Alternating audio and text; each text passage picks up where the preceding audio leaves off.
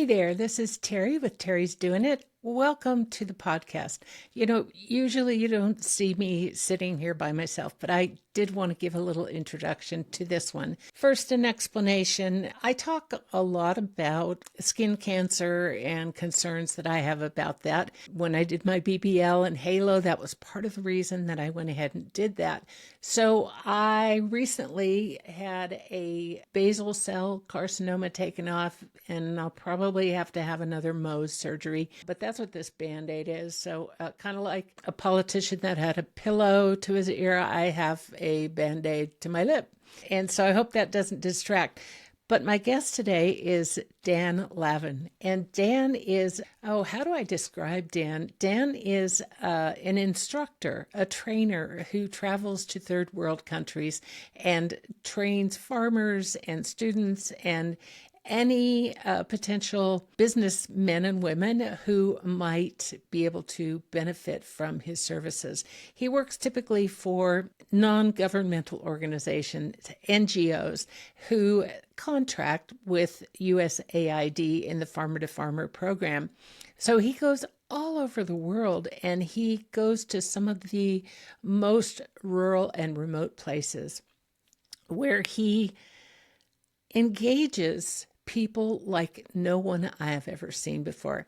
Good morning from Uganda. I've now arrived at the second site, second of three, and we are at the Bukalasa Agricultural College in north of Kampala in Uganda. And the purpose of this whole training is actually two main goals. One of them is to teach strategic business planning to a whole group of the students and faculty. And the second thing is also to be doing some planning, some training with some of the local farmers. That'll be at the end of the training. We have an enormous group of students, and right now they're playing the banking game. So the bank and their lawyers are interviewing applicants and developing the questions. Again, it's always the questions, and then the questions will form the agenda for the rest of training.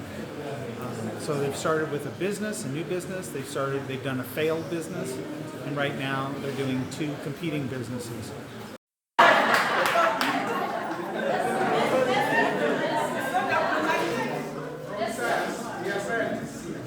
We are convincing the bank using facts, not using chances.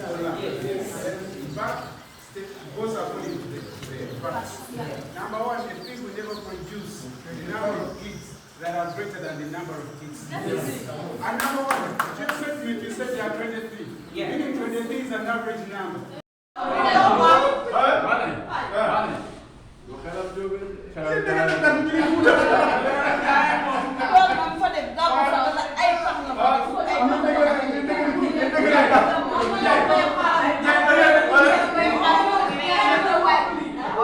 Today is the final day of training for this group, and right now what they're doing is figuring out a potential profit and loss for individual companies.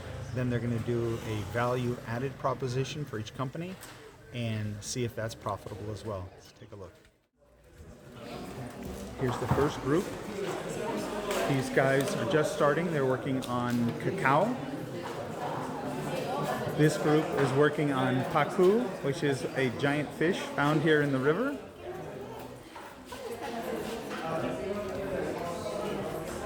This group here is working on coffee.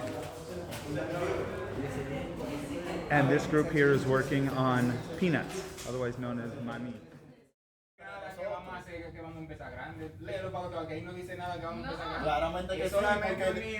Claramente que sí, porque de que empezamos, yo estoy haciendo el comentario de que se puso un M en gran volumen. So you've gotten a little taste of Dan and his work. We're going to just get into things. We were initially going to just talk about an interview at some point, but I recorded it, and as we got into it, I realized I'm not sure that I could have gotten any better conversation. And so he just jumps in. No, hello, I'm Dan, none of that. He just jumps in. But I think you're going to love Dan, and you're certainly going to be inspired by all the things that he's doing. So I give you Dan Lavin. the amazing Dan Lavin. Here we go. That I would like that it's really driven initially from the students themselves. Then it's put together kind of in a formal scope, and that's what somebody will send to me and say, hey, here's the scope, are you interested? And then I take it and do some pushback sometimes. Sometimes they'll say, okay, it's a 2 weeks in a location, and I'll come back and say, you know what, we can accomplish the same thing in 5 days. Let's do that, and then combine it with a different 5 days, so it's more efficient. Wow. I had one where the scope was to go into Honduras and work with one group, and instead I pushed back, and now we work with 5 groups. So I look at, since I've taught generally the same topics over and over, I kind of know how long it takes, how long the attention span will last, because it's a concentrated topic, and what's practical for the farmers and people to participate. And then I put a program together. And then when we get to the field, sometimes I throw the whole thing out and find that what was described originally isn't what is real. And then I have to be super flexible. So if I understand correctly, it's USAID money, contracted with nonprofits, and you're a subcontractor. You deliver the goods. But I'm 100% volunteer. No way. 100%. What a sweet deal for those NGOs. And I do, right now, I'm averaging 26 weeks a year. So do they pay your expenses? They cover airfare and that isn't the cheapest seats they can buy. So that's in the back of the plane. They usually, the lodging is quite comfortable, a lot more comfortable than I'm used to doing. I mean, when I went to Uganda, I was sleeping on people's couches. So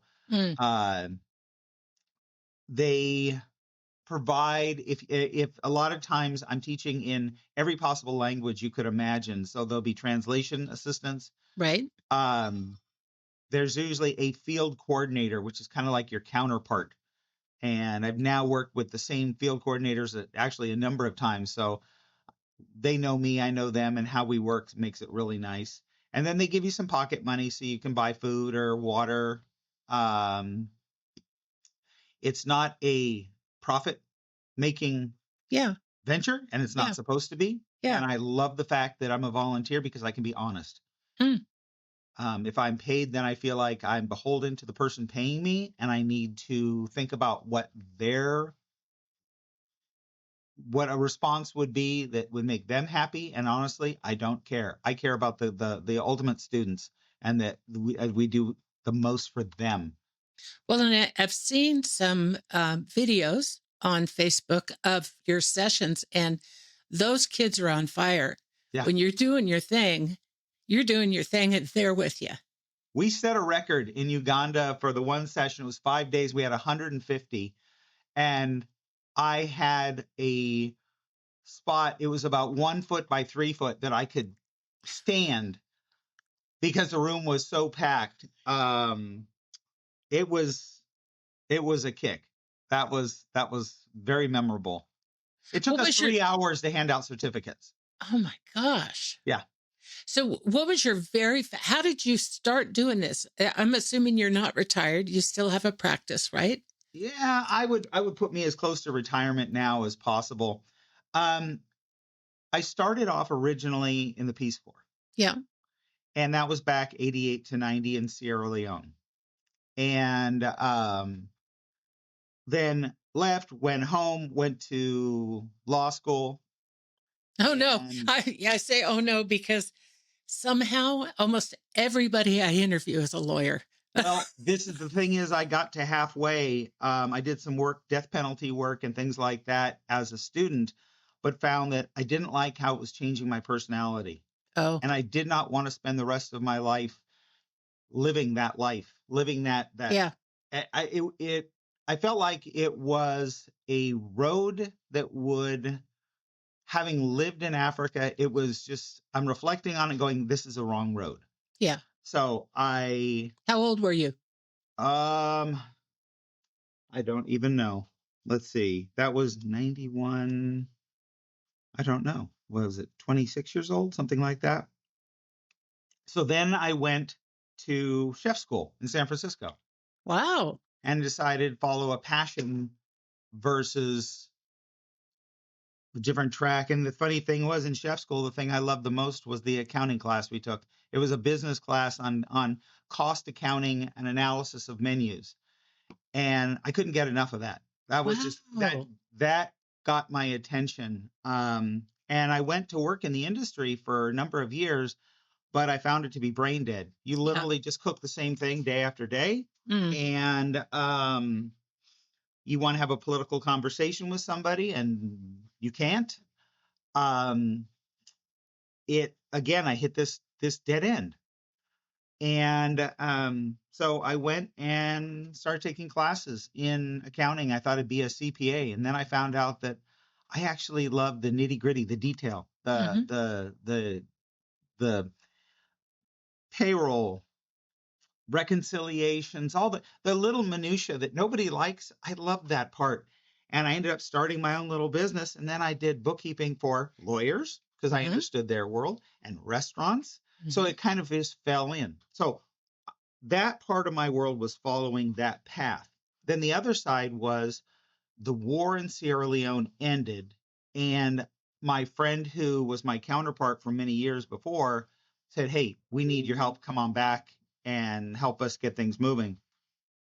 And so I raised a bunch of money and went back and thought I would solve all their problems by money. And that had to be the solution. And we were giving loans and doing, buying the goats thing and all the building schools and all this. And I quickly realized that it was feel good for me, but I was hurting people. Mm. The approaches were creating anti-development. They were taking people backwards. Hmm. They were creating dependency. They were people were getting assistance by my decision. I was playing God. You get it, you don't. And I'm like, you know what? There has to be a better way. And then realizing that what the best thing to do was education, Yeah. financial education, financial literacy.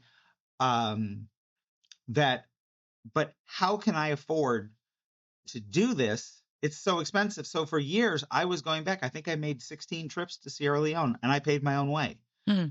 So, but I'm looking going, okay, I can't do this. Yeah, once or twice a year, that's about the best I can do. And in November of 21, I was contacted by one of the NGOs for the Farmer to Farmer program. And they said, we need somebody that can do financial literacy. We need you to go to Peru.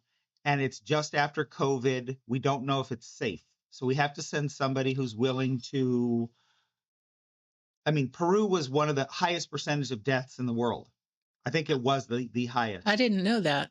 And I didn't even hesitate. They had me on an airplane in 30 days. And I went and worked on helping them set up an accounting system, which was Hmm. very much like what I do in the US. And then I got back and I got another call from another NGO saying, great, we need to send somebody to Senegal because we haven't opened up Africa yet. And we need to see if that's safe. So will you go to Senegal? Okay. Off I go in 120 degrees in a room with 2 broken air conditioners, teaching this amazing set of Muslim women in Wolof about business planning. Wow. And I'm like, okay, I've hit on something here because this, after all my failures of things that didn't feed my soul, wow, I've hit something magical here. And then it just snowballed.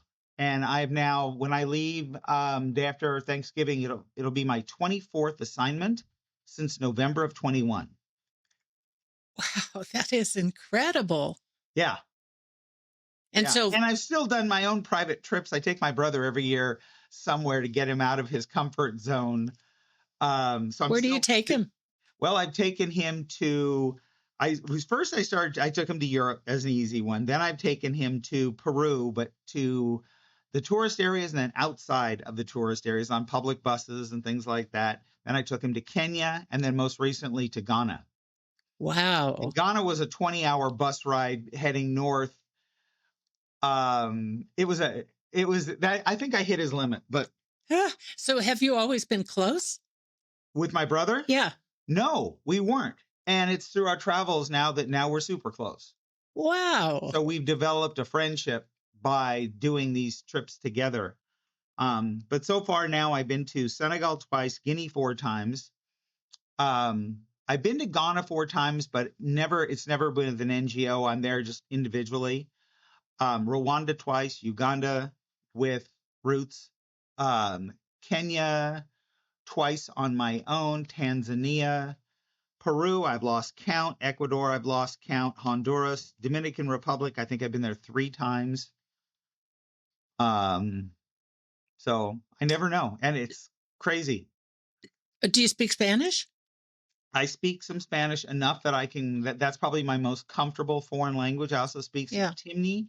This is from the mountains, the hills in Sierra Leone. I speak Creole. But most of the time, I'm teaching in a way that requires no translation. Really? Describe that. You have to see it, understand it. But what I do is I put people into a scenario. So give me the scenario. Give me an example. Would be we take some of the students, and this is generally how we start the business planning training anyway. And we'll pick somebody out of the group, and I'll look for somebody who looks like they're a little scared and doesn't exactly want to participate, and that's the one I'm looking for. And I hire them they're now the bank president. I give them $1 million, and they get to hire a vice president. So they'll pick somebody in the audience, and they'll come sit in there, their vice president. It's really funny doing this because their personalities change immediately. Interesting. They sit up tall. It's really interesting. Then they hire a treasurer. So now they've got a crew of 3. And if it's a really big group, we'll bring on, we can enlarge that group or shrink it depending on the size of the class that you're working with. Then they get to hire an attorney, because every banker they never go anywhere without their attorney. And the attorney's job is to protect the bankers, and the banker's job is to make a loan. But if they do a good loan, they get a bonus at the end of the year. If they do a bad loan, they're going to have to pay for they're the surety on the loan. Yeah. Then we bring in applicants, and the applicants, it really depends on how much time I have. The applicant can be a husband and wife. It can be 2 brothers. Sometimes I'll bring in 2 sets, 2 different families. But there's only money for 1 loan. So they not only have to put a case to the bank, but they have to explain why the other guys are a bad bet and they're a better bet. So they're fighting against each other. And it's all now in the local language. They can pick any language they want. And what we're doing is we're recording the questions. Because in business, it's not necessarily the answers. It's learning how to ask the tough questions. Because the questions cause you to then to say, all right, that is an important issue. I need more information on that. So a question could be, the bank may ask, say, well, who's your competition? So then we will write up on the board, competition. Who are your clients? Who are you going to sell to? So we'll put clients on there. Hey, if we give you a loan, how are we going to know how you're doing? Are you going to keep records so we can record keeping? So we're writing all these topics down. And then at the end, the bank decides, yes, we give a loan. No, we didn't. Again, it's all in local language. It's been Fulani, Wolof, Kinyarwanda, Spanish, French. I don't care what language. It doesn't matter to me, because we're recording it in their language so they can read it. And then usually my counterpart will put it in real small in English so I know what to track it. But I've done it enough. I know what's going to come up. Right. Then I'll explain to people, say, hey, you know what? I've been doing this for decades. You guys know nothing. You're not business people. You're not. But look what you did. You came up with a brilliant list of all the key topics that are necessary to plan a business. And nobody gave that to you. You did that on your life experiences. So we're going to take your life experiences, and the only difference is that's going to be the rest of training. But we're going to put meat on the bones. So when we talk about who your customers are, we're going to do some activity that uh, flushes that out. In fact, with that, when we bring in a dead person, literally, and the dead person comes in for about 5 or 10 minutes, and they get to interview a dead person and find out about what life we used to be like. And then we bring in somebody who's currently doing the same crop, and then we bring in somebody from the future. So And these what are it does is it gets real life examples of people who are doing it. yeah, and Wow. we get our students to look to the future and to say, okay, wow, we right now we just harvest corn and we sell the corn fresh, but in the future they are processing it, they are grinding it, they are turning it into products. They're selling tortillas, they're selling cornbread, corn flour, the corn meal. They're doing all these things with it and creating jobs and all these things. And then they say, wow, we want to be the future. So then when they get to the next stage, okay, what do you need to get there? Well, we need equipment. Okay, and what's a budget? Now we're looking at investment. And then we say, well, what is the profit and loss of just doing corn versus now doing value added? And then, okay, now if you like the idea, how are we going to finance that? So all the topics start to build together. Hmm. So It's I'm crazy. assuming that you give them some element of application to it, a takeaway that they can then go out and replicate. Well, what I'm doing is I'm empowering them to ask the tough questions. Okay. And then from there, it really depends on who my students are. So my students could be a group of people who are going to be trainers who are then going to be going to the field and teaching farmers. Ah. So then from them, we bifurcate a little bit, and they have to take what we've done and then build a curriculum. Say, okay, these are the topics we think our farmers would benefit from the most, and this is why, and this is how we would then teach that topic. So they're going to take it forward. It could be that it's with a cooperative and the business plan is going to be for them. Mm-hmm. And then they have to, I won't write it. I'll never write the plan. They have to then take it and say, okay, now we're going to take all this information and put it together as an organized plan. And so they have ownership of it. That is really exciting. Give me not your best example, but a typical example of a success story in a country where you went in and taught and they picked it up and created a program to train or did individual application. Typical story. I'll give you a tiny one. And it did come from Senegal. And it was a group of women, and they were all learning financial literacy and how to do basic business analysis. But the thing is, it's a Muslim culture. The men run the business. The women do not. The women have their role in society. And I don't teach to gender. I don't say, well, I don't make a judgment on a culture and say that's good, that's bad. That's not my point. My job is just to teach. You do with the information as you wish. And we came back the next morning. We always start with questions and comments and, thoughts and, hey, this was confusing, or can we do this again? And a woman, she stood up and she was wearing an outfit where only her eyes are showing, but her eyes are just sparkling. And they're like, she goes, I need to tell you guys. She goes, I go home yesterday and my husband, in kind of a angry tone, asked me, what are you doing? What are you wasting your time doing? And I explained what I was doing, that I was learning business analysis and how to look at profitability, inventory, and all. And she starts telling all these topics that we're learning. And he goes, I have to tell you, he goes, I've been running the family store for 20 years and I don't have a clue what I'm doing. I literally just make it up. He goes, would you partner with me? No. And I mean, there were tears in the group. And again, I wasn't doing it to say you need to change the gender roles and things like that. That was a choice that she made of telling him what we were doing. And it was a choice he made to open up the family business to say, you know what? Yes, you're a woman. I'm the man. I run, but you have surpassed what I know. And as a family, we need each other. Yeah. So that was a really meaningful day. Another one was up in Ecuador, up in the Andes. And the group there was interesting. It was a group of 30 farmers.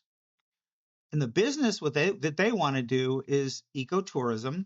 And they want it so that Terry calls in and she calls to the group and she says, hey, I'm coming to your area and I would like to do activities. They say, well, what are you interested in? Well, I love to cook. Okay, great. We have on Fridays, we take a small group of people to the open air market. We teach them all about the local foods. We buy stuff, bring it back, and then we cook. Oh, yeah, sign me up. Okay, I want to do that. Okay, I'll do that. And so that's a farmer that does that. And you say, well, what would you like for lodging? And you say, you know what? I want comfort. I want kind of a bed and breakfast place but I want it kind of classical. I don't want it like a hotel. I want it more like a family house. Okay. And how many people? I say, well, there's 2 of us. Okay, done. We'll set you up on that. Saturday night, we want to have a fancy dinner. There's a restaurant there in the community, and we want to have a nice wine tasting. Great. And you know what? Would you be interested in hiking or biking? You say, yeah, I'd like to go on a hike, but I don't know I'd like a guide.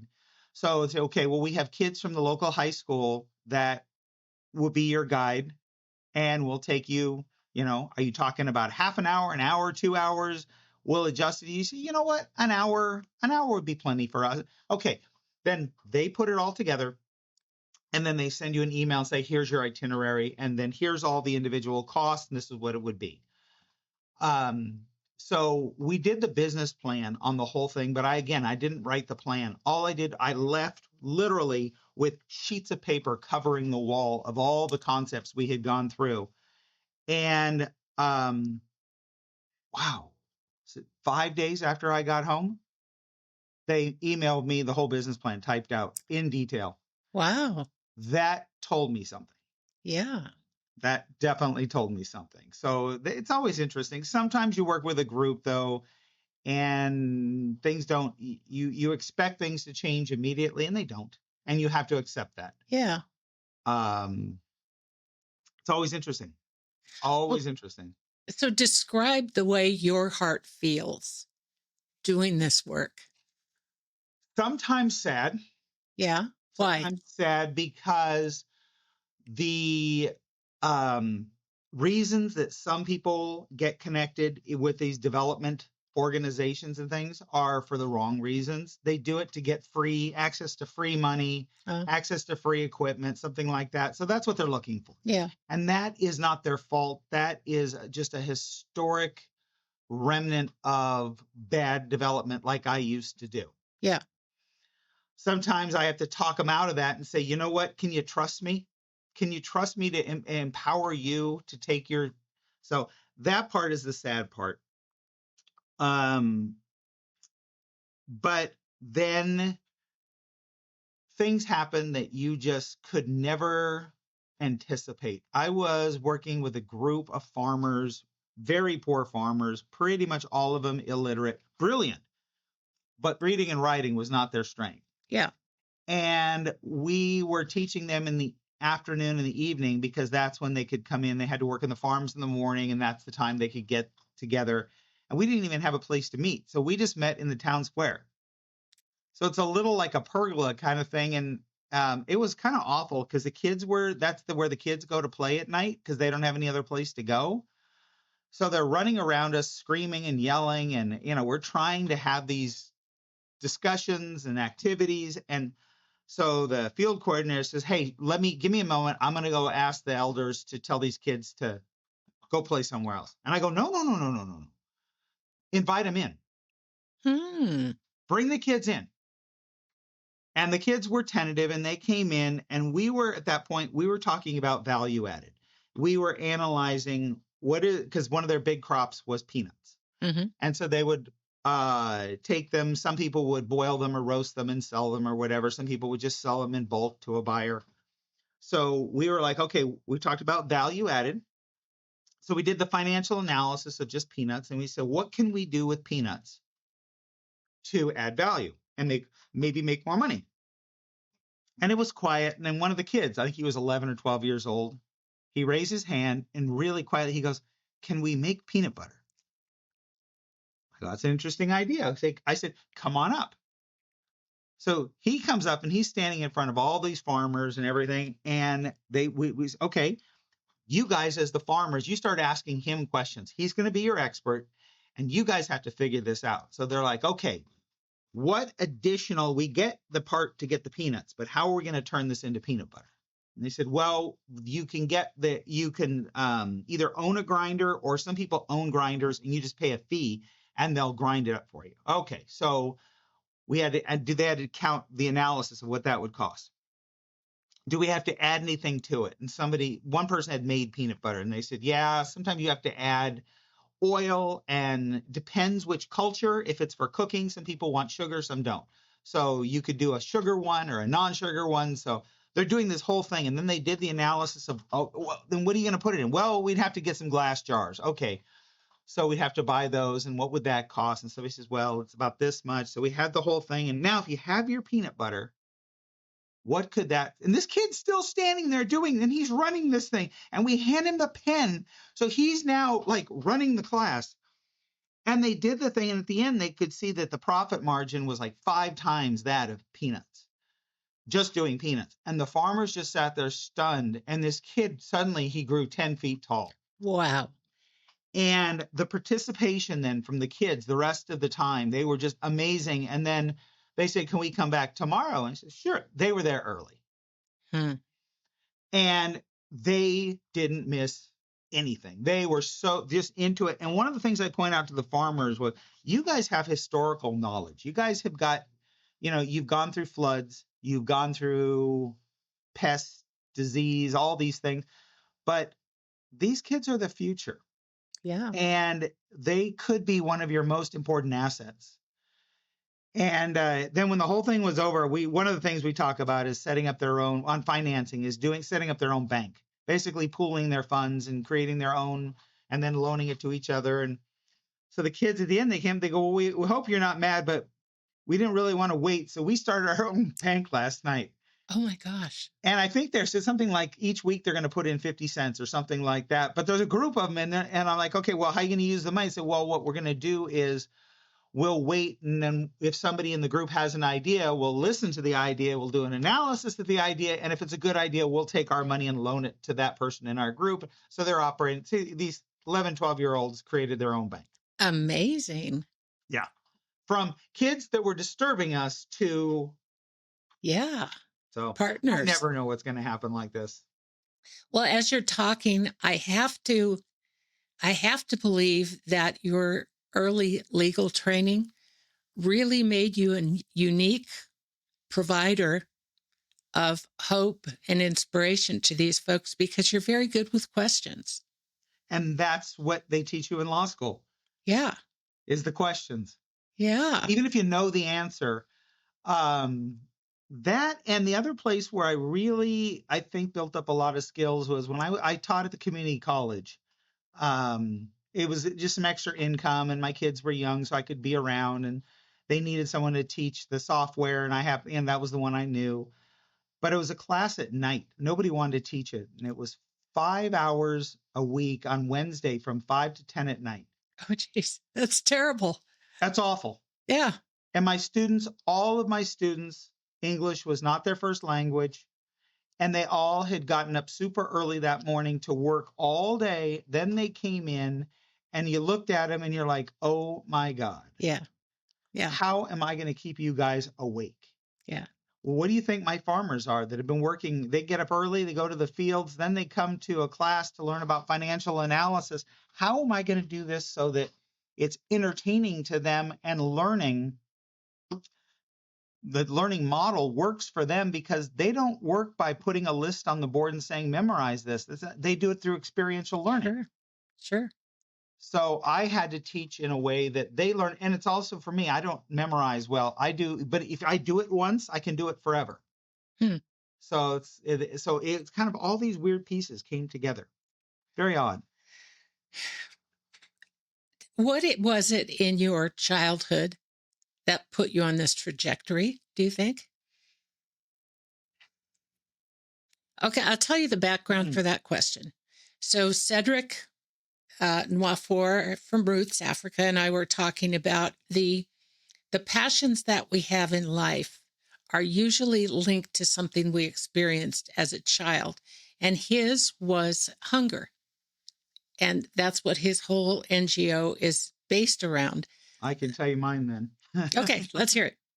Loneliness. Really? I was alone. Yeah, my mom went back to work. I think I was 3, Wow. and my brothers did their own thing, and I would come home to an empty house and was all by myself most of the time. So I had to learn to be very independent. I didn't read. We didn't have any books in the house, so I didn't know how to read. Um, but I knew how to learn things, and I learned through doing. I started my own business when I was 10 with tropical fish because I wanted fish, but I didn't have the money. So I bred fish and then took them to the store. Instead of him giving me money, he gave me another tank. So at one point I had 17 fish tanks. Wow. So I learned that whole business side and things like that. But spent most of my time, I was not antisocial, but I was alone. Mm-hmm. And strangely enough, when you're working overseas, you spend a lot of time alone. You go to a hotel and you're done working with whoever, and you're done at 6 o'clock or whatever. And okay, you'll see everybody at 8 o'clock the next morning. Now you're alone again. I mean, so I'm kind of a master at that. And the funny thing is, when I'm with these groups, I don't feel alone. Wow. And it's nice to, and also I think younger, I didn't feel like I had any purpose at all. And when I do something like this, you feel like you feel like you have a purpose. Yeah. Well, you did go into the Peace Corps. How did that happen? Almost by accident. It was in the late 80s. There was just a series of events that happened. I was supposed to go into the Navy as a pilot. And so smart kid. You're a smart kid. Yeah, I was doing all right. The problem was Top Gun came out. Oh. Everybody and their mother wanted to be a pilot. So my test scores, I missed it by 1 single point. And that was because they moved the scale because there were so many applicants. So I sent the scores to the Marines because they do the training for pilots in the same place in Pensacola. And they go, oh, of course we'll take you. Absolutely. You're in. Just all you need to do is take a physical. And I was biking and scuba diving and all this, and I was in good shape, no problem taking a physical. And I crashed on my bike right before the physical, wiped out my knee, and couldn't do it. Oh, so man. That disappeared. Yeah. So then I was very interested in always in investing and stuff like that. So I thought, okay, I'll become a stockbroker. Well, then the market crashed and all the brokers were out on the streets looking for jobs. So that disappeared. Then I applied to be in the Naval Investigative Service, NCIS. They had 3,000 applicants. Wow. Of the 3,000, I was the final choice. I went down to meet the commander on the base in San Diego, and he goes, congratulations. He goes, I don't know how you did it, but you did it. The bad news is we're not hiring. We probably won't be hiring for 3 years. So I was at the point of going, I got nothing. Yeah. I've got nothing. I don't have a background in science. I had my scuba diving background and my experience raising my fish, and of a guy at the university had been in the Peace Corps in Southeast Asia, and he said, that's what you need to apply to the Peace Corps. And I applied to be in the fisheries part, but you need a degree in biology or a degree in chemistry. Mm-hmm. I had taken one biology class, but a professor that I had worked with wrote a letter, and another one from the Brookings Institute wrote another letter, and I was accepted in 6 weeks. Wow. So they're going to send me to South America. They told me I'm going to Sierra Leone. So I pulled out a map and I could not find it. I looked everywhere and I'm like, I cannot find this place. It says Sierra Leone. I know my Spanish. This is, and then whoops, it's over in Africa. And that was in July 5th, 1988. I was on an airplane for training to the East Coast, 2.5 months of training. And then I found myself in Sierra Leone. Wow. So I'm interested in watching your Facebook posts. There's always an element of foodieism, for want of a better word. So, yeah. So tell me about that. There's two reasons. One is a lot of the people from those are gifts to people in other countries. So like my buddies in Ghana will always ask me, what did you eat today? They always start their email to me, and what is the food? What are the ingredients? So when I post stuff like that, that's a gift to them because they're looking for that. They don't care about the teaching or the culture. They want to see what foods the people have available. And also they want to know the 101s. You know what the 101s are? No. Breakfast is 1, lunch is 1, dinner's 1. They want to know how often do they eat. So if I say 101 means they eat breakfast, no lunch, dinner, or 001, no breakfast, no lunch, they eat dinner. Like in, Uganda, at the university, those kids that was a half 01 for most of those guys. Yeah. So that is for them. My brother is a foodie and he takes the pictures and he tries to dissect it. He tries to guess every ingredient and then he makes it in California and tries to duplicate it. So that's what the whole food thing is all about. How fun. If I only post serious topics, I will lose my audience. Yeah. How large is your audience? I sparkle it in with culture and animals and portraits of people. Yeah. With lessons of what we're doing. And so otherwise, again, if you only do one, it's a piece of the puzzle. Yeah, I saw the Uganda Monitor. I follow that, and I saw an article yesterday, I think, about the living conditions of a student at Makere University. And I am not surprised by their 101 score one bit. It's incredible. When I taught there, they said, number one is when you go to eat, get in the teacher's line. It's a real short line and they give you more and different whatever. And I said, no. Yeah. I said, I'm getting in line with the kids. And if the line goes out the door, I get in the back of the line. I'm not, and whatever they get, I get. And there were days that it was like, here's a piece of bread and tea. And that's it. Yeah. And I very often, I want to eat as people do. That's why I eat street foods. In Guinea, where I just came out of, we ate, there's a restaurant right across the street, pizza, hamburger, and all that. Never went in there once. Never would. It's not why I'm there. Yeah. Yeah. When we went to Uganda, we ate, I think we ate much better than others eat. It was almost an offering, and you could not eat it. But we had the same meal over and over and over. Right. There was no variety. Right. And that's a lot of the countries that is, for a couple reasons. It's cost effective to do that. It's better for the body because your body learns to digest that type of food and then it's happy. We eat really weird in our culture. Yeah.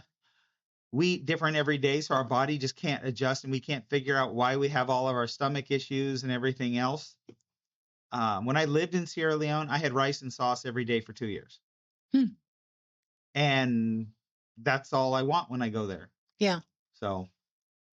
What's the most unusual thing you've ever eaten? In Peru, I remember walking the streets in Tarapato, Peru, and they had these roasted grubs. They're about 2 inches and real chubby and squishy. And you hold exoskeleton? They The have only an hard part is the heads. You hold on to that. And there was an old man sitting there, and they had live ones and roasted ones. And I asked him, I said, which should I start with? And he said, start with the roasted one. Even my counterpart, who's Peruvian, she's like, no way. I'm not touching these. So I ate that, and I'm like, oh my God, that was delicious. So since then, I eat the roasted ones. I love the live ones. If I see them, I will go out of my way to yeah, get those. yeah. That's delicious. Monitor lizard, delicious. Camel is, yeah. It was funny because the restaurant, I didn't know that's what we were going to get. And I saw 2 camels in the back behind the restaurant. And I went, oh, how cute. They have camels for pets. Oh, that's so neat. And then you go in and it's right on the menu. It's like, found the coffee. What other weird? It's one of the things that I used to try to figure out how to make stuff and then come home and try to make it here. And I realized that food has nothing to do with the food itself. It's the environment, the people, the culture that makes it taste the way it does. That's an interesting idea. I think you're right. So I don't even. There's a few foods that I do cook here that I do bring back, but generally I don't try to duplicate. I just go, I'll be back. There's a tiny little restaurant that it's to get to it, you have to walk through like an open sewer thing to find this lady. And then it's just a little tiny opening and you sit at one little table. And I've eaten now at her place, I think 8 times. And she sees me coming, gets a big smile and stuff. But is it the food or is it her? Yeah, And it's her. yeah. It's sitting in this little room with the sweat pouring down, and then there'll be somebody sitting next to you, and you pick up their check. You know, it's $1, and that person's just like, "Wow, I won the lottery today." Wow. You know, Wow. Yeah. because just it's the environment. So I don't try, and that makes it a lot easier. People are always like, "Oh, when I get home, I'm going to have to learn to make empanadas." No, don't. Yeah. Just go back to the Dominican Republic and find a little town. Get up in the morning and find out who's making empanadas and go have a cup of coffee and an empanada. And there you are. Perfect. Yeah. I think, I think about the example of Paris. Everybody says, oh, the food is so good. Would it be as good someplace else? No, Nope. probably not. You Yeah. sit with the little table. You've got your cup of coffee. There's it's a cool morning. Yeah. The sounds of the people and a conversation you may not even you may not understand. And then you have this croissant that's just light and flaky, but it's fresh. It's the whole thing. Yeah. Yeah. Wow. So you're going to Kenya? I go to Kenya day after Thanksgiving. Mm-hmm. And that will be, I'll be going up to a place called Eldoret, which is Western Kenya. Actually, I think Kampala is closer than Nairobi. Mm-hmm. From there, we will drive south every day, about an hour and a half each way. So we'll be doing about 3 hours driving every day. And the assignment will be setting up a financial system. It's a cooperative business of some sort. And they do dairy, eggs, chickens, and all these different ways. But they've actually grown so fast. And other people have come in. And what they did was people wrote procedural manuals for them. Here you go. Right here, follow this, and you have a manual. And they've never read them nor followed them because they didn't write them. Wow. Yeah. So Yeah. I have 2 weeks to work with a crew to put together procedures, and I'm not going to write anything. They are. So I have to create the understanding of what we're doing and do it. And then each one of the segments are going to then have to teach their segment to the others. Wow. So we're going to start off with soccer. We're going to talk about soccer, and I'm going to have them explain to me, how does a soccer team work? And I'll say, well, what happens if somebody gets hurt? And I say, well, there's a medic, and the medic will come over and do first aid. So, okay, so each one of them has your role, and how does that role then interact with the others? Well, the coach talks to the medic because if somebody's hurt, there's that line of communication there. And if a player's hurt, you have a line of communication there. So it's different lines of communication, information that's passed back and forth. Same for a business. So we'll start off with the familiar and then shift it over to the less familiar and then have them put together again, but through more of discussion and experiential stuff. And almost the last thing they're going to do is actually put it down formally. And then they're going to have to turn around and teach it to everybody else and say, okay, we are the sales division. So we're in charge of finding our customers. And this is why we exist. And here's how we're going to do it. And when we find a customer, here's how we're going to record it. And so they're going to have to build their own. So it's in 2 weeks. It's going to be really interesting. Yeah. Well, that's going to be a great trip. I'm looking behind you, and I feel like usually the things that are behind a person tell a story. And so can you tell us the stories of some of the things behind you? You see the fez? Yes. Okay. On a falcon, right? Is it on a falcon? Is it on a falcon? That's Morocco. Okay. And what was the movie with Humphrey Bogart in Casablanca. Yeah. And it takes the famous place is Rick's. Yep. And Rick's doesn't exist anymore, but they did a rebuild of it and stuff. So the one that's there in Casablanca is not the original, but it sure feels like it. They've done a beautiful job. But we were there with other tourists, and that's all the tourists were just talking amongst themselves. And I was so disinterested in talking to the other tourists, but I was very interested in talking to the people that worked there. Yeah. And learning about them. And when we were going to leave, they came over and presented me with the fez. Wow. And the other people in the group asked me, they go, why you? Why did they give that to you and not me? I said, did you even greet them? You let them serve you, but did you ever treat them as human beings? Yeah. Nope. Yeah. Nope. Not a bit. Wow. This is where I was a delegate with Ellie. Oh, yeah. In Uganda for a human rights conference that we went to. This is a certificate. I always give out a certificate at the end for the students. My students had a certificate made for me when we finished our session we were up on the Haitian border. Yeah. And they have that one made for me. There's a book in there called Social Entrepreneurships for Dummies. And if you dig deep enough in there, there's a section that is from me. Really? And it is my theories on development that I developed back in '88 that I use kind of as a basis for the way I teach and what I do. There's a baseball over there. Here. This one's a classic. Right here. And the cover is ripped off and it's signed. At night in the Dominican Republic, I would go down and sit and have a hamburger and watch the players. And they used to hand me rum through the fence. And they signed a baseball and sent me home with the baseball. Oh, my gosh. What's with the statue? It looks like, the statue with a guy driving a car ahead of, who is that? Oh, no, that's John F. Kennedy. Oh, why does he get that prominent place there? What about him? His connection to the Peace Corp. Yeah.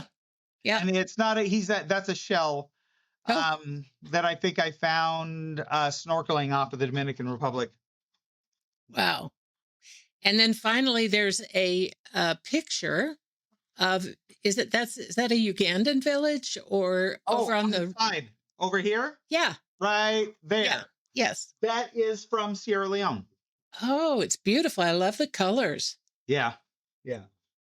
That is, and what's funny is there's a place in Faranah, Guinea.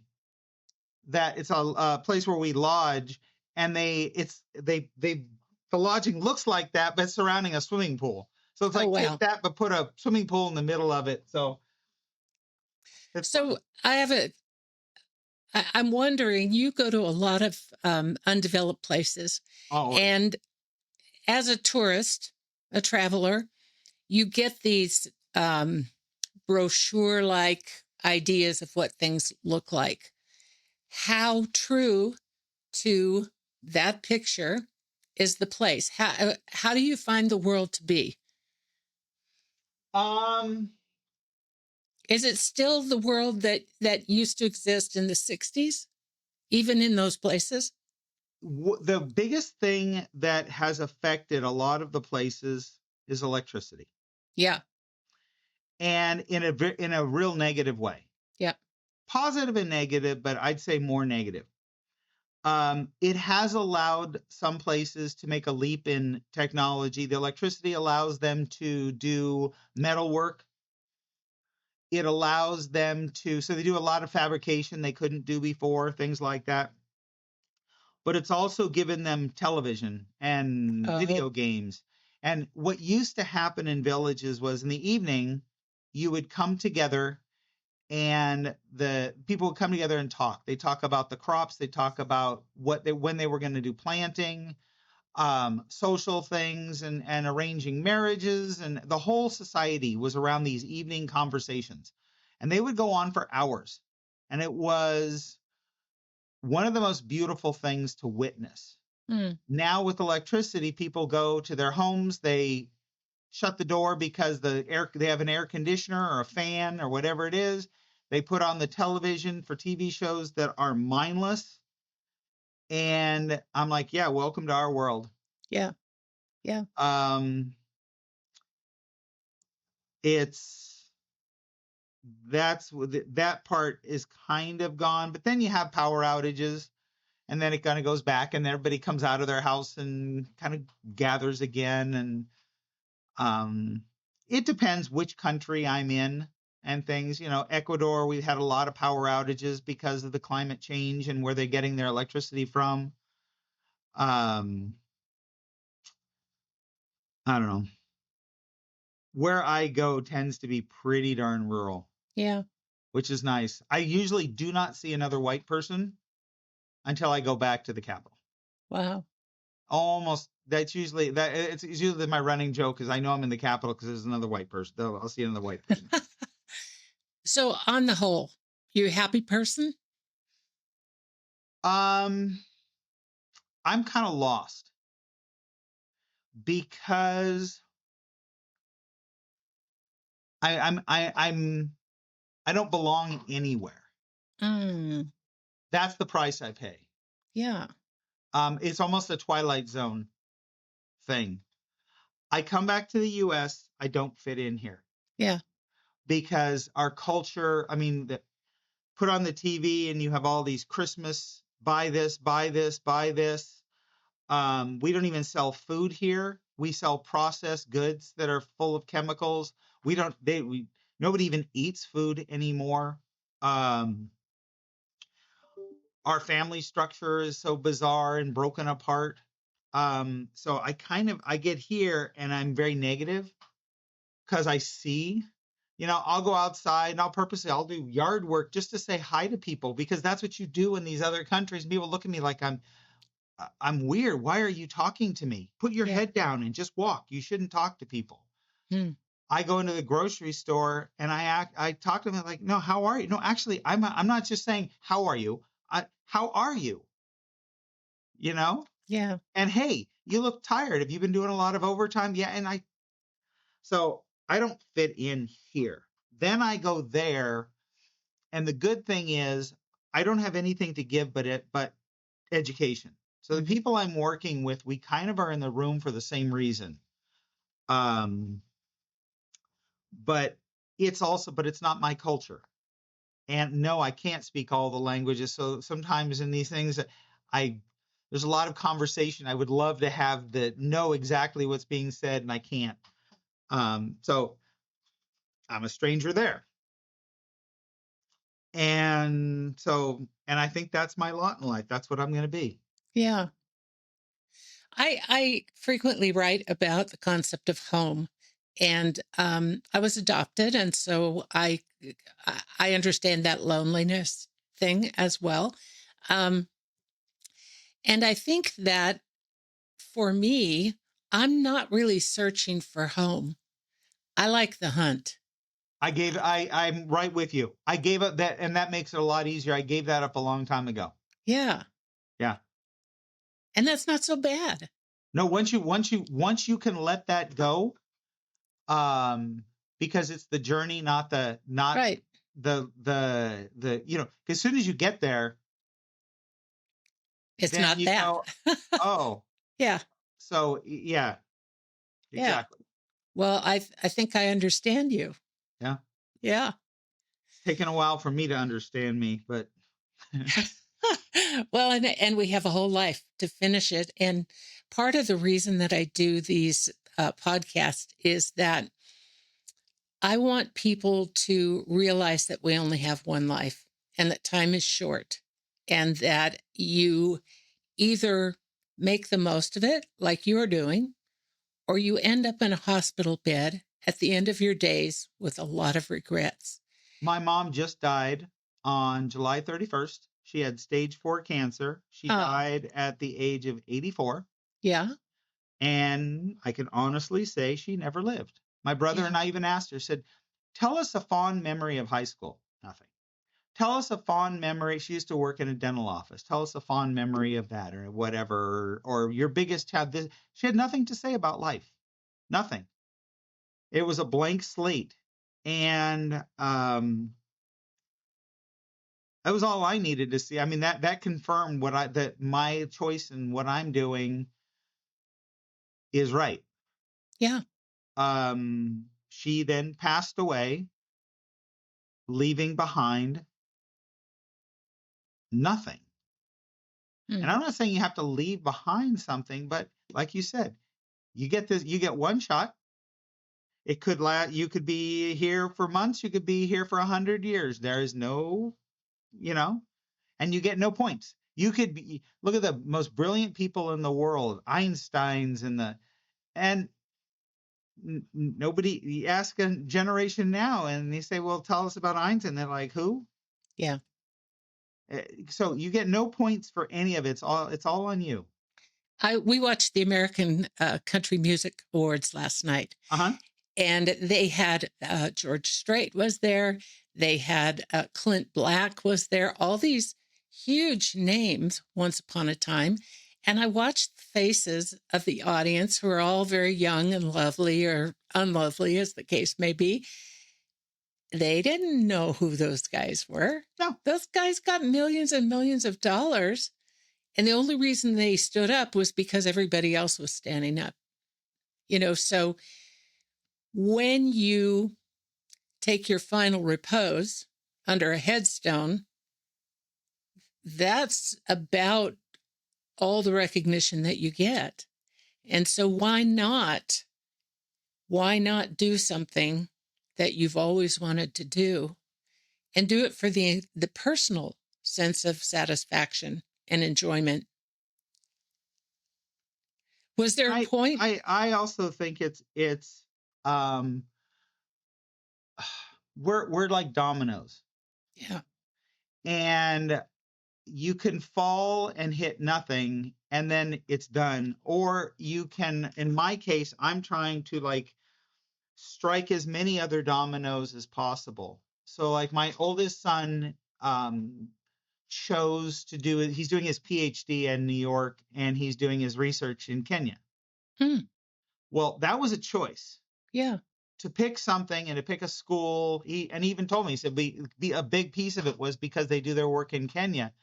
But he had no fear whatsoever of going out and working in the heat in the Rift Valley and stuff. And we laugh about it, but in a tiny piece of me thinks maybe my domino hit that one in that direction. Maybe.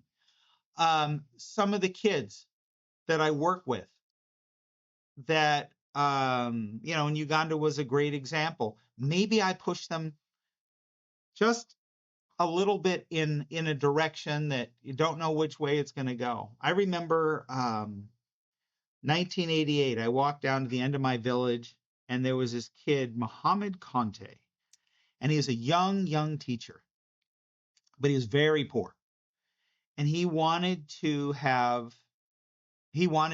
be a successful farmer, and he wanted to grow oil palm. To grow oil palm, what they do is you get the plastic bags, and then you get the seed, you buy fertilizer, and you put the soil and the fertilizer and the thing, and you do the whole. He goes, I can't even afford the plastic bag. So I go, well, what are you going to do? He goes, well, I'm going to go out and cut bamboo down. I'm going to make my containers out of bamboo. He goes, it's free. I go, what are you going to do for fertilizer? He goes, chickens. They poop. Hmm. He goes, I'm going to collect chicken poop. I'm going to collect goat poop. He goes, I built a thing for my goats. Every morning I collect my poo. Now I got my fertilizer. And I go, what about seeds? He goes, I'm going to go out in the forest and find them. He goes, I'm going to go and I go, what do you, he goes, see all this over here, this nursery, all these plants. I've got lemons. I've got oranges. I've got grapefruit. I have all my, this is all mine. He goes, and I've spent nothing. Hmm. So we talked about concepts of development and using local materials and why his is something that could be duplicated. If somebody took it all away from him, he could come back the next day and do it again. Nobody could ever stop him. He ended up, after the war, taking those concepts that he and I would talk about, and he started a little group. He got some other people together, and he was teaching them about the concepts and going out to the farms and helping.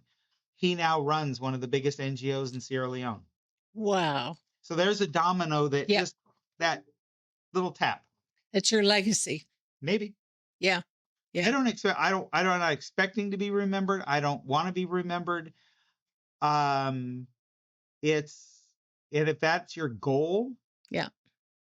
of, what you want them to build statues for you, or, they don't remember George Strait. I mean, sorry.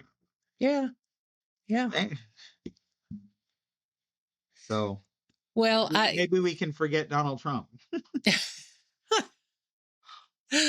Okay, moving right along. I do wonder if there's anything on your list that is still, I call them a big, hairy, audacious goal that you have in your sights, or are you just happy just to take it as it comes? I'm going to do this until I physically can't. Really? It's hard on the body. Yeah. Like right now I'm living on East Africa time. Yeah. So, okay, I think I woke up at 12:30, 1 o'clock this morning, whatever, no alarm. I'm just staying on the time because I'm bouncing back and forth so much. Yep. So that means I sit around my house at night in the dark, just trying to stay awake. Right. The sleep cycles are not good for you to be doing this. Yeah. And I know it's taking a toll. I definitely know it is. And there'll be a certain point that I go, you know what? I just spent 30 hours flying to Kenya. I'm beaten up. Yeah. And I'm going to shift. I'm going to have to find another way. That I don't know when that will hit or whatever. My dad died at the age I'm at right now. Oh, he did. Yeah. He was very healthy and he died at 59. So I don't know how long or whatever. And I'm just going to do what I can while I can. And then if I can't anymore, then I'll find a different path. I don't know if it'll work for you because you travel so frequently, but I got an app called Time Shifter before I went to Uganda, and what it does, it has you manipulate your circadian rhythm by dark and light. And I got to Uganda, I had no jet lag. I came home, I had no jet lag. So do you shift your time of your activity, or is it? So so what they do is they say, okay, if you're going to go to Uganda, which is 9 hours ahead, right? 9, you're going to, every night, you're going to be dark. Whether you're sleeping or not, you have to be dark. And it gradually, the hour comes closer and closer. You get up a little earlier. You drink coffee when they say to drink it. You leave it alone. So it was amazing because I do it naturally then. That's I think you exactly what I do. do. Yeah. What I do is if I'm on Seattle time and I know I need to shift to a different time zone, Yeah. I look at the calendar and I don't do it all in one day. I'll do it usually over a period of a week. Yep. And when I wake up, it sounds weird, but I drink coffee, go to the bathroom. Yep. Because that helps set the inner clock. Is that bathroom part is the key. I do suffer some jet lag. Yeah. Of that, you just kind of feel woozy or whatever, but I suffer it here. Coming Nobody's back. here. Nobody else is here. I don't Yeah. care if I'm tired. I take a nap and stuff. But once I hit the ground there, I'm good to go. Yeah. My challenge is going to be February because I'm going to Timor-Leste. 3 days later, I go to Rwanda. Oh my gosh. So you're going to go 6 hours west. one way. 6 hours. Timor-Leste, I think, is 6 hours. Here, I have it. I study these things. How do you fly? You fly out through Out of Seattle. and you go To get to Trans-Pacific? Timor-Leste, Yeah. Bali. Okay. Then from Bali, I'll fly down. Okay. So right now, it's 3:11 in the morning in Dili, Timor-Leste. It is 8:11 in Kigali. So it's easier for me to go backwards. Yeah.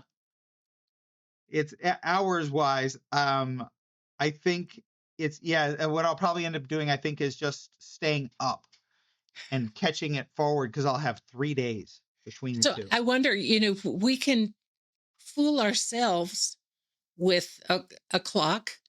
Can we fool our bodies? That's why I go to the bathroom. Yeah.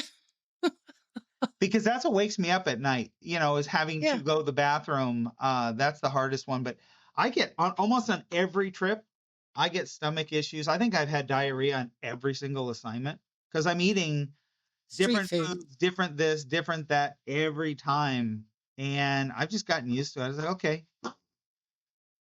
All right. Wow. Yeah, that's the piece that, oh, it's so romantic, whatever. I'm like, yeah, me in the toilet. Yeah. Yeah. Well, we started this conversation today with the thought that this would just be a conversation that would be a prelude to a further conversation. But really, I think we've had a fabulous talk. I don't think we probably could do any better. And so if you're okay with it, I think I'd just like to go ahead and publish this conversation. Yours. My skin cancer and all. About this is it's just a conversation between two people. It's not there's no agenda on it. It's just kind of fun to communicate this to somebody else. It's Oh yeah. Well, I appreciate so much all you've done.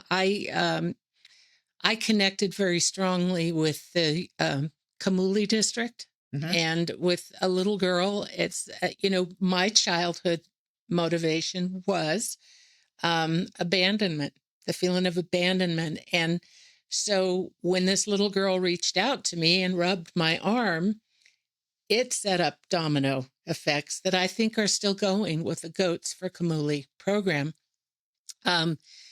But I'm really delighted to hear that what you felt as a child was a diving board for all the things you're doing now. Yeah, I think it's definitely if you look deep enough. Yeah. Yeah. Well, is there anything else that you would like to tell my folks, some of whom have dreams but are afraid to step out, some of whom are maybe like your mother and they just listen to this because we're related or they're a friend. Talk to those people.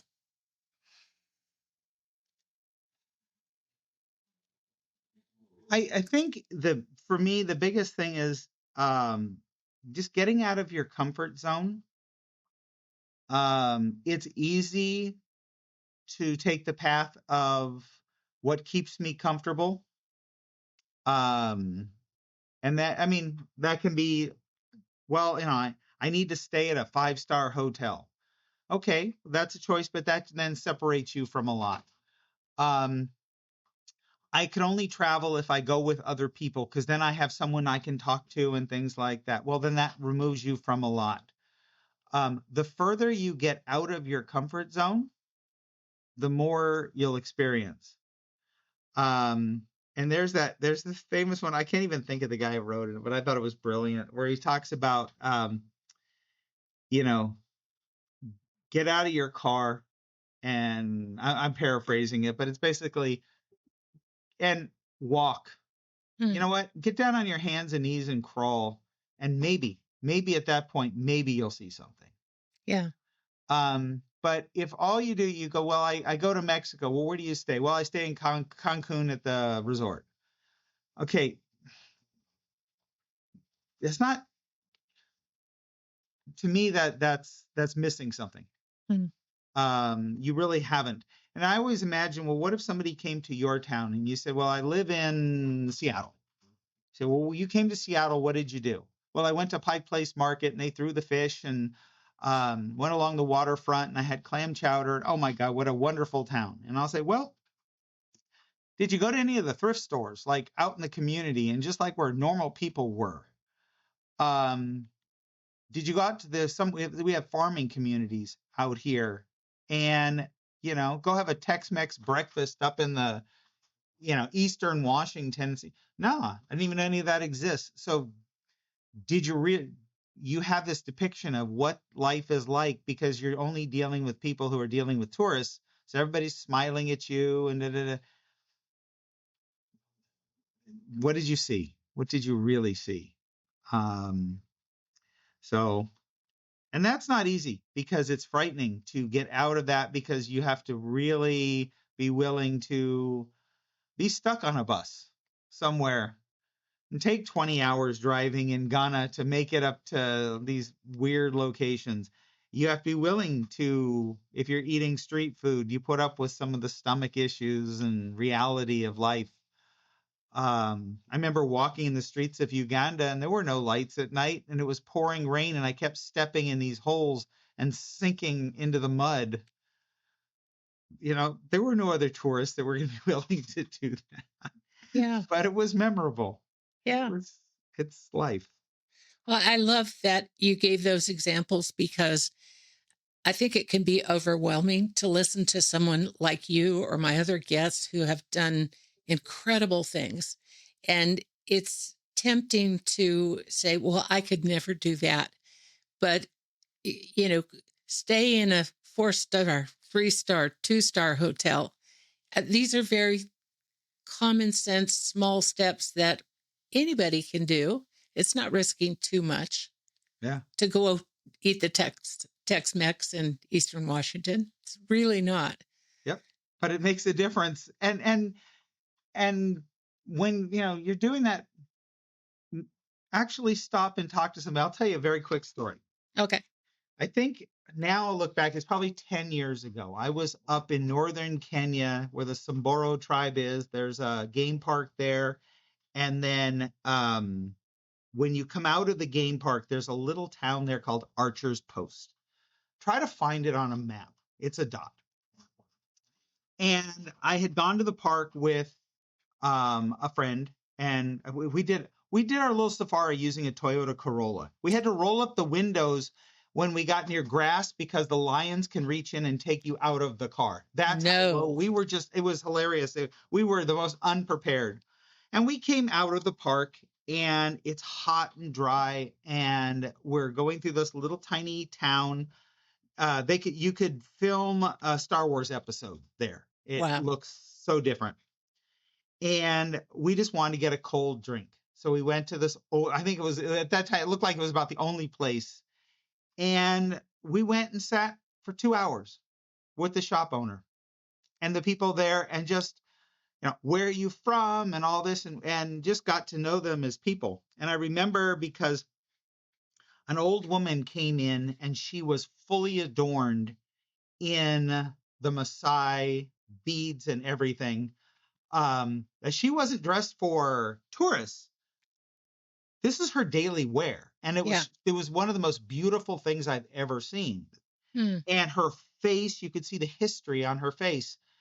And I turned to the shop owner and said, I would love to take her portrait. What would be appropriate? And he said, well, if you offer her small amount of money, she'll buy a little bit of food for whatever, but that would be appropriate. And so we negotiated on a price. I don't even remember what it was. And I paid her and I was funny because I've never paid people to take their picture, but she was too big. I had to get this portrait. And I paid her. I took her portrait, and then she said, now you have to pay me more money. So now it's me against the grandmother, basically, of this community. And I mean, this is a matriarch of the community, and I'm a stranger. Yeah. The people in this little shop defended me. Wow. And they said, you made a deal. He made an offer. You accepted it. He took the picture. He paid you. It's finished. And she's like, no. And she's really pressing. And they literally just stood up for me, a stranger. Wow. We end up saying goodbyes and everything. This is like 10 years ago. Flash forward. Remember, I told you I took my brother to Kenya. We were going through Archer's Post. And I said, I need to try to find this little store. And we go there. It's boarded up. It's closed. And I was kind of sad. Oh, okay. And a man comes around the corner and he looks at me and he goes, Dan Lavin. Oh, well. He goes, the accountant from Seattle. And he takes my hand and he walks us over to his house behind the things, and we have tea. And he ends up actually going to this clothesline, and he takes a blanket off the it's still wet, folds it up and gives me his prize blanket. And he says, because you came back. He goes, and my brother asked him, he goes, I don't get it. He goes, how? He hasn't been here for 7 years. How do you know his name, his hometown, his job? He goes, we've operated that little store for so many years, and every tourist in the world comes out of there, and this is where if they want something to drink, this is where they stop. But they never stay. They don't sit down and get to know us and treat us like human beings. We're just a convenience for them. They almost look through us. Wow. That's really a great story and a reminder that it's important to connect with people wherever you are. You don't have to. Yeah. You don't have to. But is that how you'd want to be treated? Years ago, let's see, 93, I was back in Sierra Leone during the war. And I actually was interesting. Before I went, I made a list of everything I'd wish I had done when I was a Peace Corps volunteer. And it was like this dream list. And I went back and I did the list. So one of them was I wanted to work where the women work in the market and they sell little piles of peppers and stuff. I wanted to do that. So I worked with them for a day. And I wanted to go to the field and learn how to plant rice. I did that for a day, and different things each day, and bonding with all the different people in the community. And one day I went back to where I was sleeping, and somebody had broken in, stole all my money. It was in traveler's checks, but gone. And so, okay, my trip is over. And my friend said, hold on. So he went down to the community and they spread the word immediately. And they said, is there anyone spending money or has wealth of anything in the afternoon that they didn't have in the morning? And they quickly identified these two strangers who had come through that all of a sudden they, that Yeah. were spending and stuff. 'Cause there was some cash. There was some cash, some traveler's checks.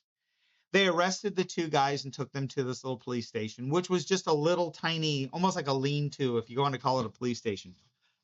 And the police chief said he's sitting there with a stack of traveler's checks and cash. And he said, do you have any proof that these traveler's checks are yours? And I said, well, I have a written list of all the numbers. He goes, read off the number. And I read off a number, and he lifted up a traveler's check, and the crowd went nuts. Everybody in the town was there. And so he had me do it one at a time, and gave me everything back. And then anybody that were these guys spent cash with, everybody brought the money back. Even if they had sold them something, they all brought the money back. So I got every single thing back. Wow. And then when I was leaving, there was a line going down the street. And I asked my friend, I go, what's the line for? And he said, well, because they stole from a family member, each person is allowed to hit each one of these guys one time. And so you see a little old lady going in, and you hear this scream as she hit each one. Then she go on her way. It was beautiful. And then I remember then I go back, and we were eating some rice, and there were some Chinese up there working on a hydroelectric. And the guy said, I heard about what happened. He goes, congratulations. That's wonderful. The Chinese treated the West Africans like they're a subspecies. Really? Really, really bad. And they never eat meals with them. They never get to know them as people. They live a completely separate life. And the guy goes, yeah, someone stole my radio. I'm going to go down to the police station. And so he goes down there, and the police, they just shrugged their shoulders and said, oh, gee, that's really terrible. And they did nothing. So, wow. I don't know. I think you should write a book. But I don't think you have time. I don't think you would make time for that. Is that true? Yeah, probably. It's interesting. I wrote notes when I was a Peace Corps volunteer. I sent letters home. Yeah. And I actually typed it up, and it is in a book form, and no one's ever read it. Oh, I'd love to read it. You should scan it and send it to me. Somewhere. I don't even know where it is. I'd have to even look. Wow. But it's a super thick, I don't know. It's in there somewhere. But well, Dan, this has been truly delightful. And I so appreciate you coming on, spending time with us and sharing, because this is a broader view of Dan Lavin than I had. It's complicated. It's interesting because I've told my kids, I said, you guys realize, I mean, I travel in some of these roads that I see more car accidents on these, and you know what I mean. You travel through Uganda, and you look at the side of the road, and you're like, Boda. One after the other. I mean, in Kampala, I was on the motorcycles in Kampala, and we were getting sideswiped by other motorcycles. Yeah. And I told my kids, I go, if something ever happens to me, that'll probably be where. Yeah. And but don't be sad for me.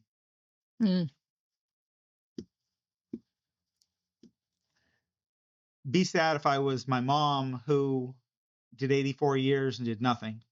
Yeah. That's where you should be sad. Yeah. Well, again, thank you so much. You're welcome. And do you have a website or anything that people can keep up with you, or you're just out there doing that's it? That's why I'm technologically, I'm kind of an idiot. I don't even use a cell phone. I use one when I travel, because just for the internet connection, so I can post, but I don't. It was funny. I think they gave me a phone in Guinea, and it rang, and I did not know how to answer the phone. And they're like, "Oh, you're faking it." I'm like, "No, I really don't, because I hate cell phones." But what I do is I post. I picked one, and that's why I post through Facebook. Yeah. It's easy. And also I think the other day, it was funny. I was sitting there. I realized in the morning I had communicated to 11 countries. Oh my gosh. In one morning of just messages back and forth, because I keep in contact with people. I don't let them go. Yeah. So well, that's don't let me go. To find. I'm going to live vicariously through you. I've almost to the point where I'm not taking another economy flight across the Atlantic. I'm done with that. I Um, that but I understand. yeah, yeah. The So anyway, when I have to go through, I'm going through Amsterdam on this one, uh, and the beauty is there's a lady that works there that's from West Africa.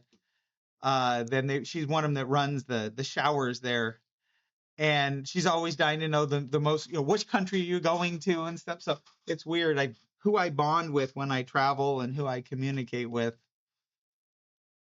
well, it's funny. I guess you've developed out of a lonely boy. You've developed a global village.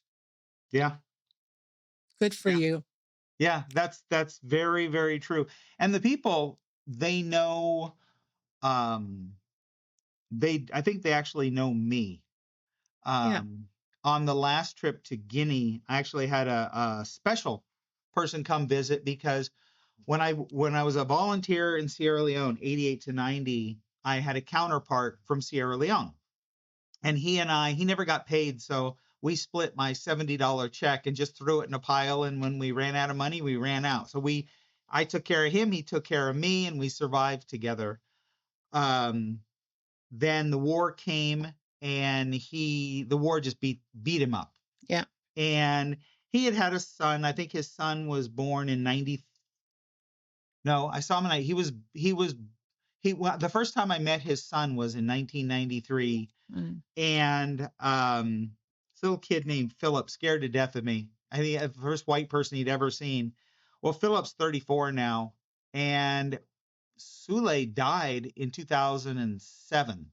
Mm. So Philip's kind of been my kid since then. Wow. And he came up and spent a week with me in Guinea. And we got to share meals together and talking about, just his survival in Sierra Leone and business ideas that he has and life and stuff. But